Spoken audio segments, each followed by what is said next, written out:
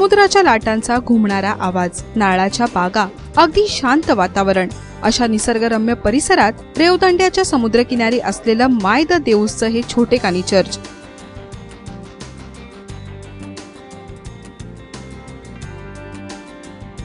Church छोटं दिसत असलं तरी याचा इतिहास मात्र मोठा आहे. गेल्या 500 वर्षात होणारे बदल या चर्चने पाहिले आहेत. 1516 साली अहमदनगरचा बुरहान निजाम शहाने पोर्तुगीजांना इथे वखार बांधण्यास परवानगी दिली. 1521 मध्ये पोर्तुगीजांनी इथे रेवदंड्याचा किल्ला बांधला.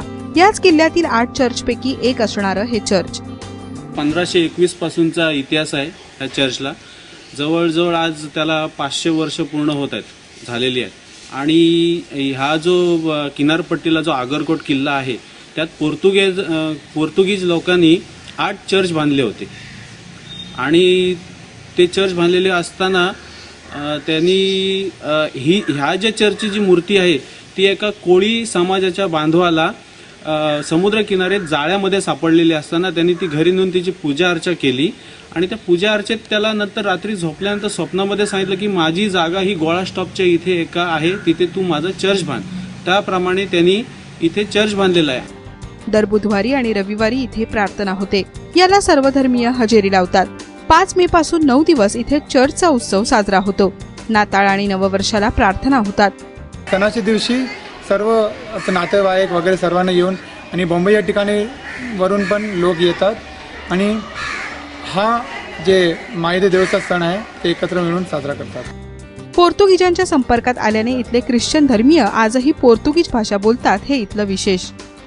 कोरले आणि चौलमध्ये कोणताही ब्रिज नव्हता, फक्त एक नदी होता मध्ये. आणि म्हणून या इकडचे लोकांना तिकडे काही संबंध नव्हता. म्हणून यांचं जे भाषा आहे पोर्तुगीज क्रिओल म्हणतात, हा भाषा इथेच राहिला.